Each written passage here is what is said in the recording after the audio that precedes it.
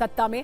आइए अब बात करते हैं उस लेडी डॉन की जिसकी चर्चा अमेरिका से ईरान तक हो रही है, जो पिछले कुछ दिनों से सुर्खियों में है। अमेरिका और ईरान में जारी तनाव के बीच अचानक इस नाम ने हर किसी को हैरान कर दिया है। विशेष तौर पर अमेरिका के राष्ट्रपति ट्रंप के लिए ये लेडी डॉन किसी मुसीबत से कम नहीं है। पूरी कहानी को विस्तार से आपको बताएंगे, लेकिन पहले इस लेडी डॉन का संक्षिप्त परिचय आपको दे देते हैं।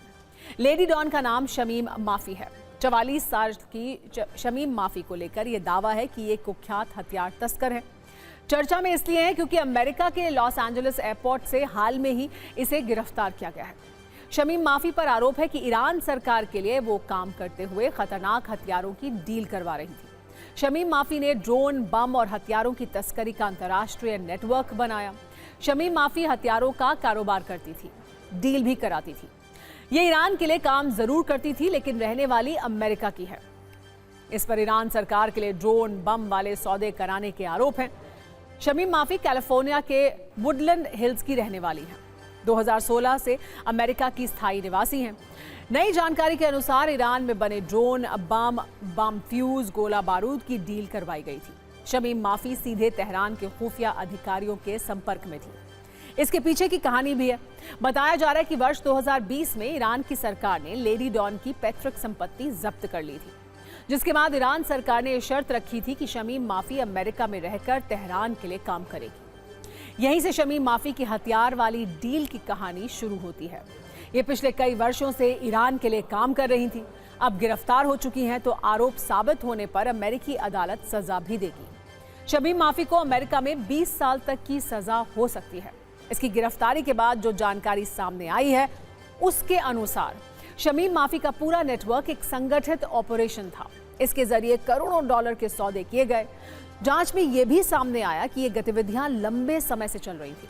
साल 2025 तक इन डील्स के जरिए रहने के संकेत मिले हैं।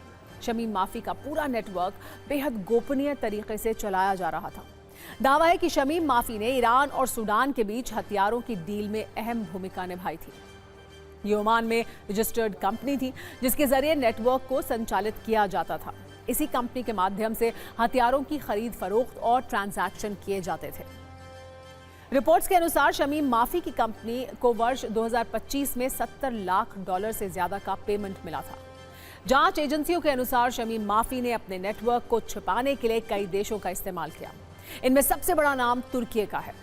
लेडी डॉन के जरिए तुर्की और यूएई के रास्तों से डील्स को अंजाम दिया जाता था। नवंबर 2023 में शमीम माफी को तुर्की के बड़े बिजनेस लीडर्स के साथ देखा भी गया था। ये भी जानकारी मिली है कि शमीम माफी बार बार इस्तांबुल जाती थी। इन यात्राओं का मकसद हथियारों की शिपमेंट को वैध दिखाना था। अलग अलग देशों के कानून का फायदा उठाकर डील्स कराती थी। बड़ी बात यह है कि गिरफ्तारी के समय शमीम माफी इस्तांबुल जाने वाली फ्लाइट पकड़ने वाली थी। इस केस का सबसे अहम हिस्सा मुहाजिर 6 ड्रोन की डील है। ये ड्रोन निगरानी और हमला दोनों कर सकता है। आरोप यह है कि शमीम माफी ने सूडान के रक्षा मंत्रालय के साथ मिलकर इस ड्रोन की सप्लाई करवाई। ईरान की लेडी डॉन ने कैसे अमेरिका को वर्षों तक चकमा दिया, आप कुछ और जानकारी से ये भी समझिए। अमेरिका में लेडी डॉन शमीम माफी की गिरफ्तारी की एक तस्वीर भी वायरल हो रही है, जिसमें वो पुलिस हिरासत में दिख रही हैं। तस्वीरों में FBI अधिकारी उसे कार में बैठाते हुए नजर आए हैं। बताया यह भी जा रहा है कि उसके पास से कैश भी बरामद हुआ है। हालांकि पूछताछ में उसने खुद को निर्दोष बताया है। सच यही है कि शमीम माफी ने ग्लैमर, बिजनेस और कूटनीति का इस्तेमाल करते हुए खतरनाक नेटवर्क तैयार किया था। उसकी सोशल मीडिया लाइफ लग्जरी से भरी हुई थी, लेकिन पर्दे के पीछे वो युद्ध को हवा देने वाले सौदे कर रही थी।